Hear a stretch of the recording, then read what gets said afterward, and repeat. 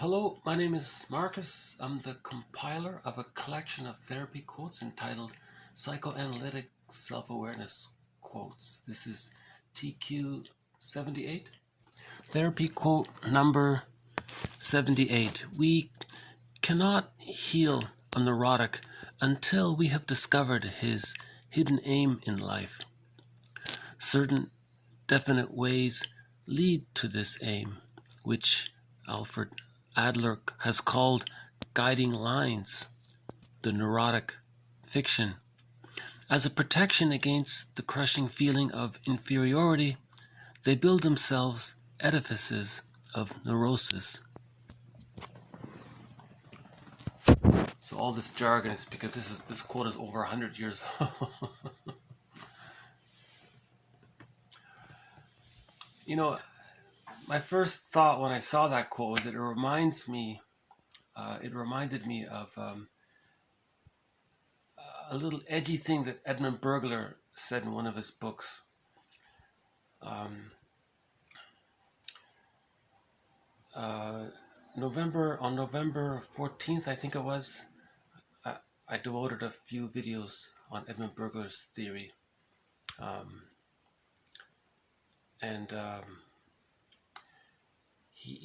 Edmund Burglar has this, let's put it this way. Let's pose a question. Let's put it in the form of a question.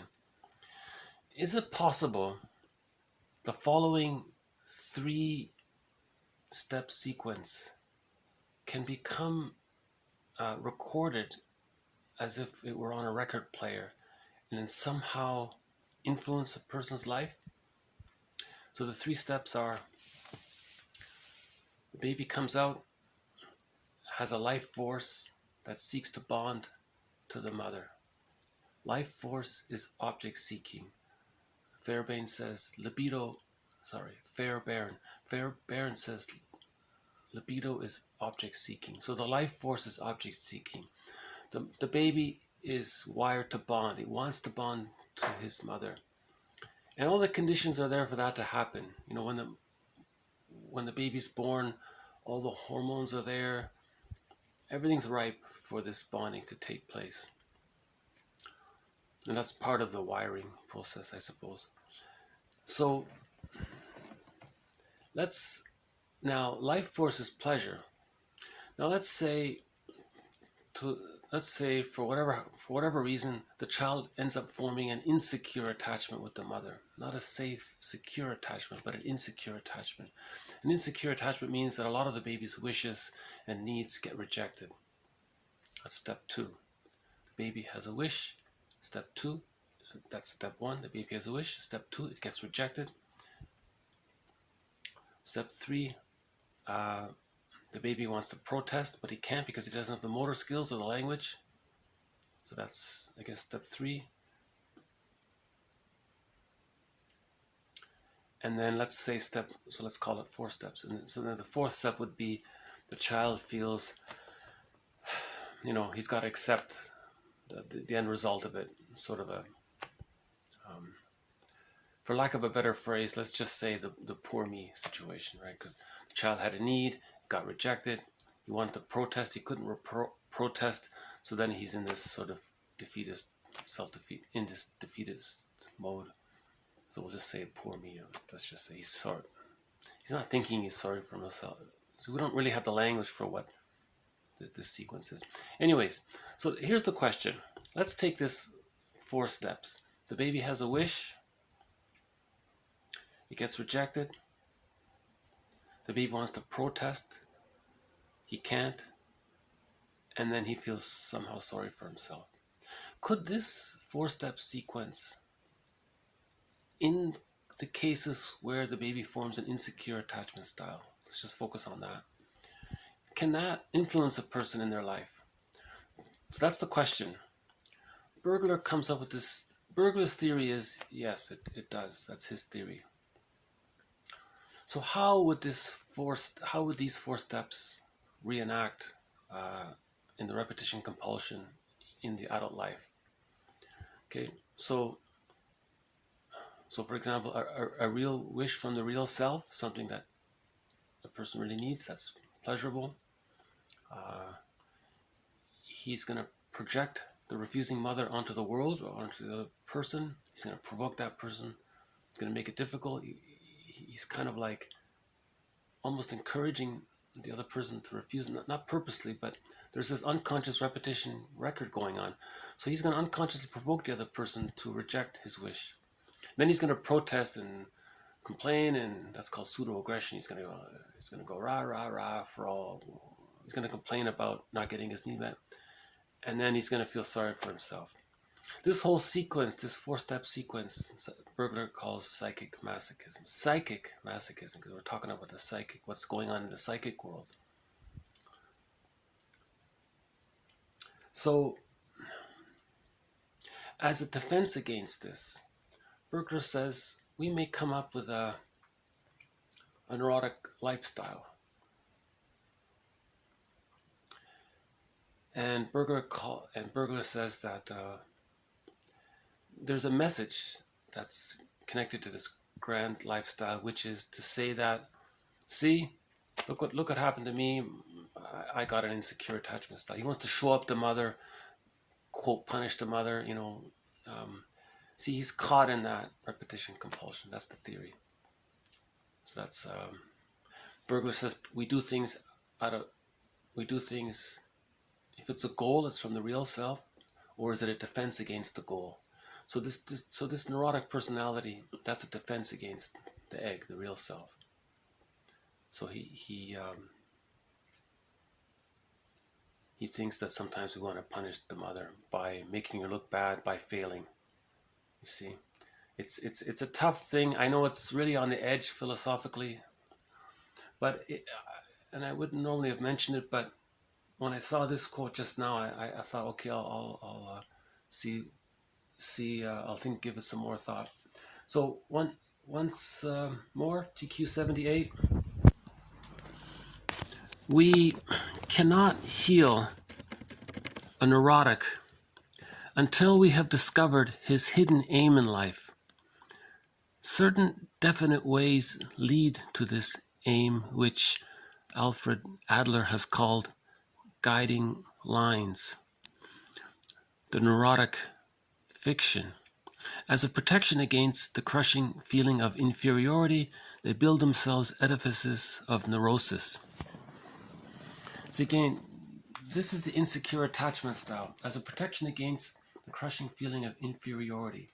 So obviously, having an insecure attachment style means the real self got crushed, right? It got sent into exile.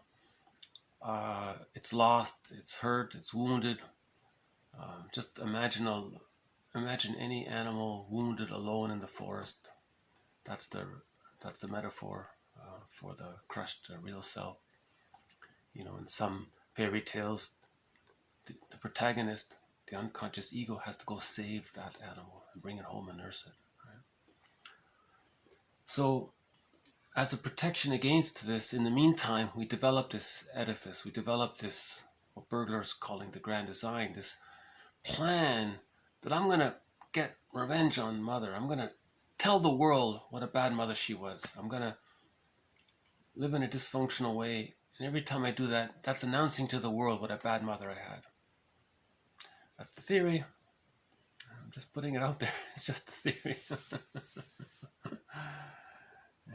Once more. We cannot heal a neurotic until we have discovered his hidden aim in life, his grand design. Certain definite ways lead to this aim, which Alfred Adler has called guiding lines. The neurotic fiction. Okay, that's the grand design. As a protection against the crushing feeling of inferiority, they build themselves edifices of neurosis. So all this rationalization, elaboration, scheming of the grand design, I'm going to, he's calling this the edifice of the neurosis. It's all a defense against not facing the wounded animal in the forest alone, limping along, right? So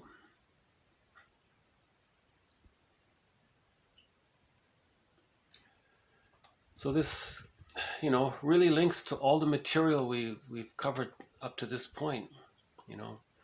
To integrate the different parts of ourselves, to welcome that wounded, lost animal in the forest, our feeling self, and bring it home, accept it, put it by the fireplace in the best seat, treat it like an honored guest, and integrate our inner child of the past, the wounded inner child of the past, integrate that into ourselves, accept this vulnerability inside.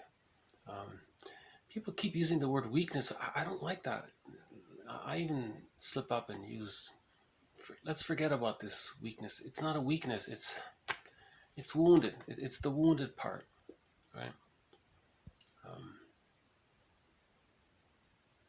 I think we should really question that, belittling somebody because you think they're weak. That's really, that's okay. So the translation of that is someone got hurt, they're wounded, and they're belittling someone else. Remember that quote from the TV sitcom? The therapist said to the guy, you feel inferior, so you put others down to make yourself feel better. That kind of thing.